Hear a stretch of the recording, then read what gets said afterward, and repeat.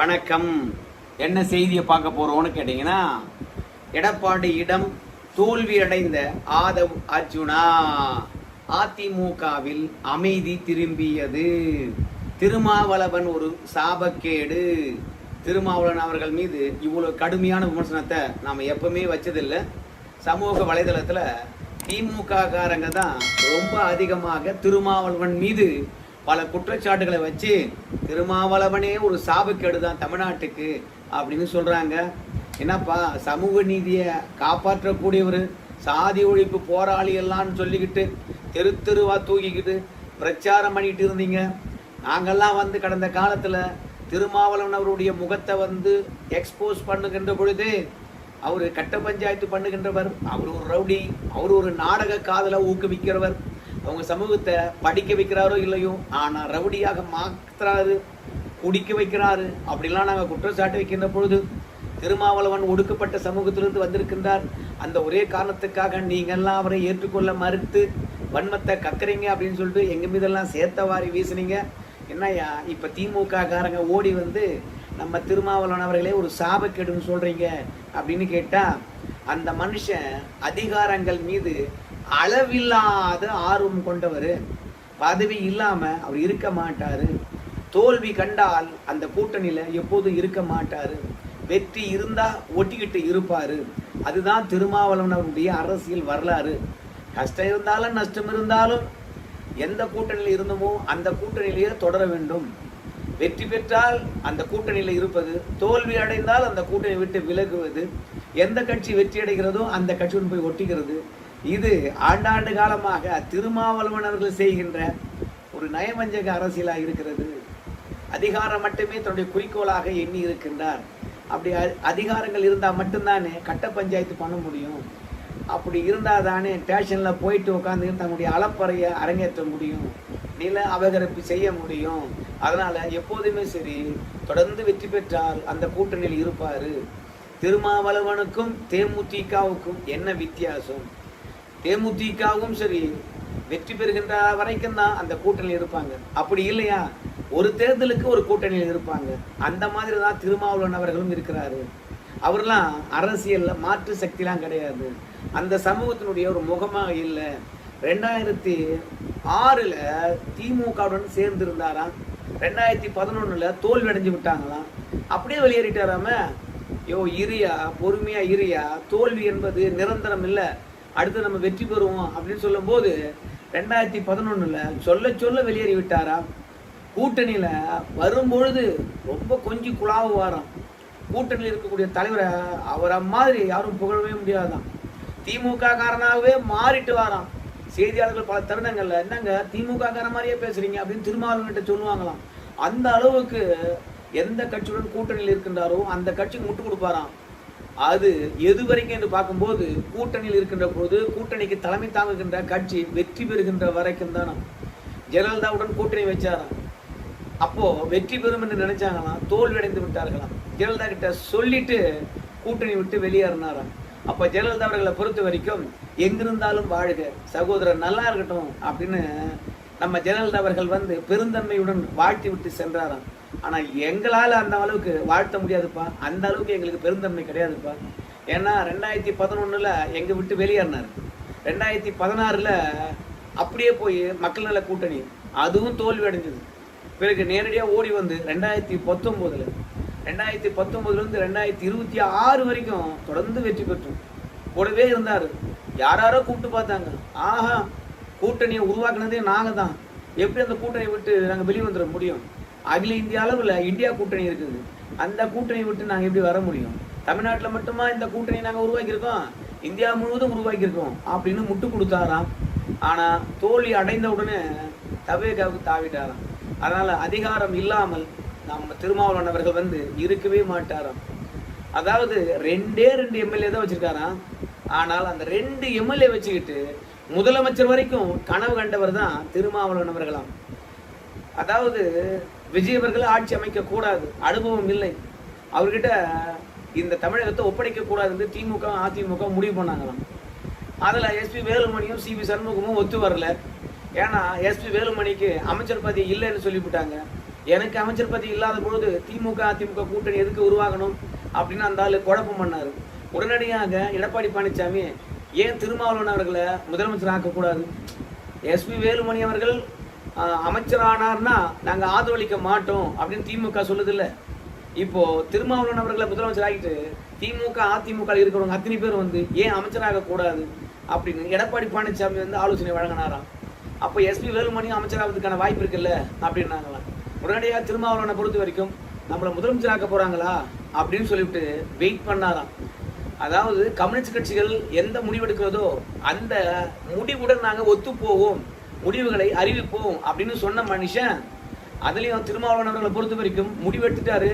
தவேகாவுக்கு ஆதரவு அளிக்க போறாருன்னு நினைச்சுக்கிட்டு இந்திய கம்யூனிஸ்ட் கட்சியினுடைய மாநில பொதுச் செயலாளர் வீரபாண்டியன் அவர்கள் திருமாவளவன் முடிவு இதுதான் சொல்லிட்டு அறிவிச்சுட்டாராம். ஆனா அப்படி அறிவிச்சாலும் திருமாவளவன் அவர்கள் மறுநாள் நாங்க தவேகாவுக்கு ஆதரவு தான் என்று அறிவிக்கவே இல்லையா. ஏன்னா அதிமுக திமுக சமாதானப்பட்டு இருக்காங்க, கண்டிப்பா நம்மள முதலமைச்சராக ஏற்றுக்கொள்வாங்க அப்படின்னு நினைச்சாராம்.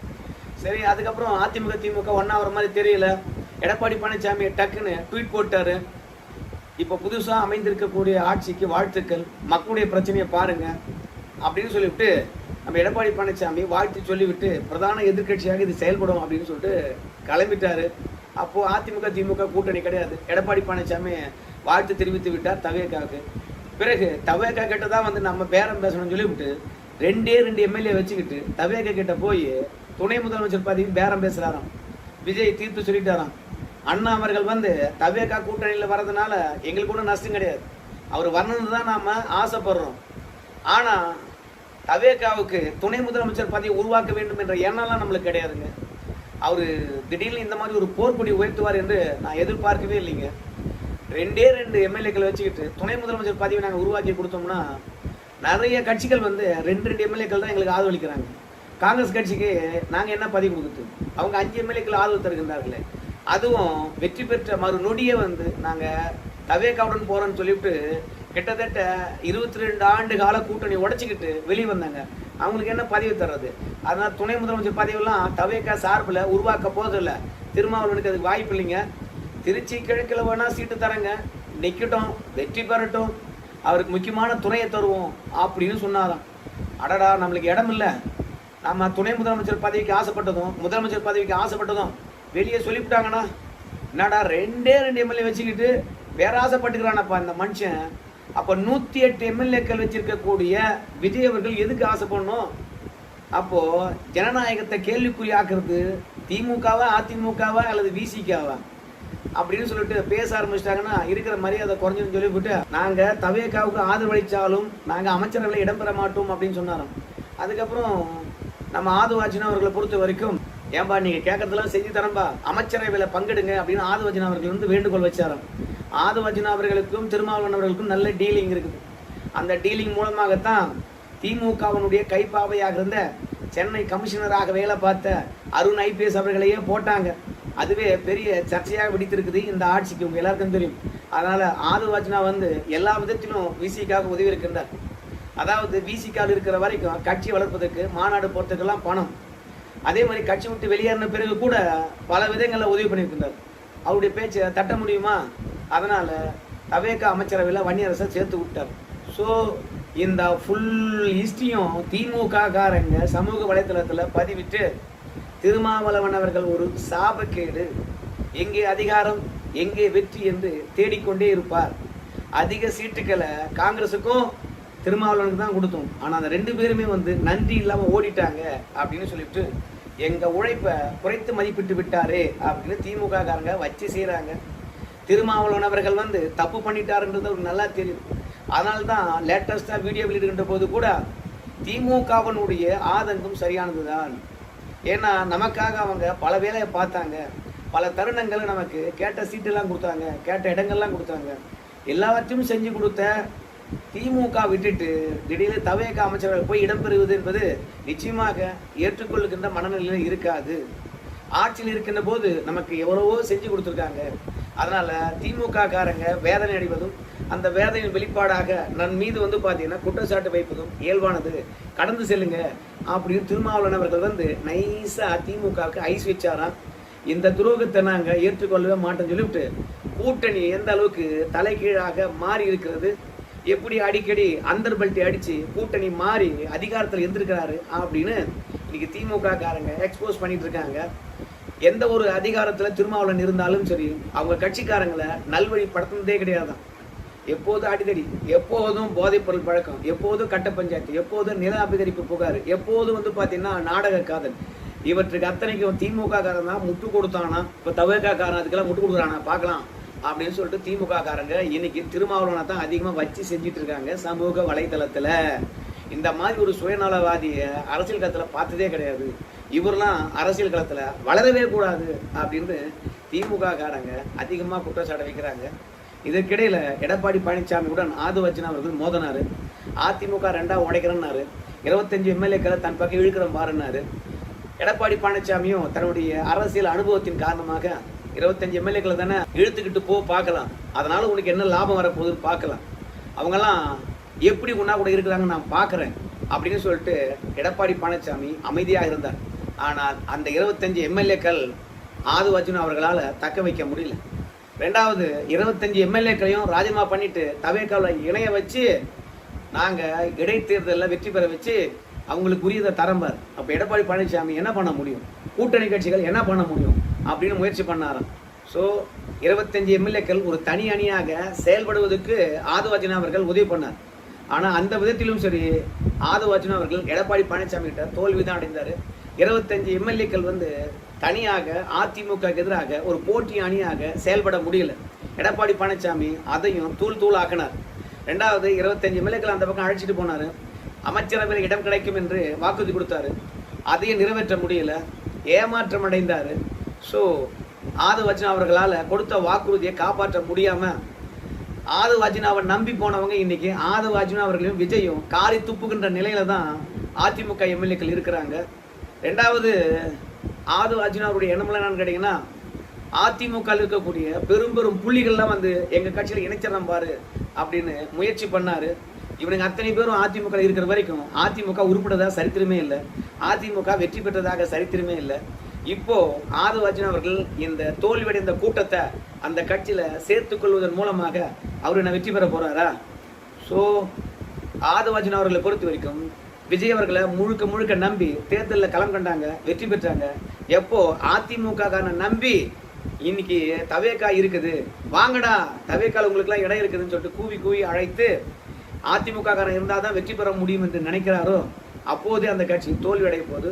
ஸோ மொத்தத்தில் அதிமுக கிட்ட இருந்து ஒரு தொண்டனை கூட ஆதுவர்ஜுனா அவர்களை உருவ முடியல. அதே மாதிரி அந்த பக்கம் அழைச்சிக்கிட்டு போன எம்எல்ஏக்களையும் தக்க வைக்க முடியல.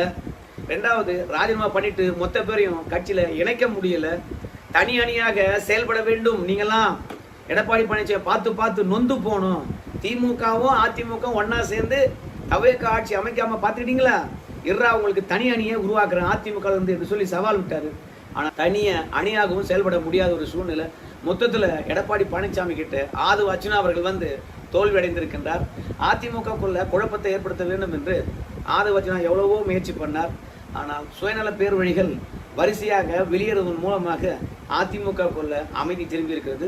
ஆனால் தவேகாக்குள்ள ரணகலங்கள், அதிமுக காரனுக்கு போஸ்டிங்க இல்ல தவேகா காரனுக்கு போஸ்டிங்க அடித்தடி அங்க நடந்துகிட்டு இருக்கிறது. ஸோ மொத்தத்துல அவங்க கட்சியில குழப்பம்.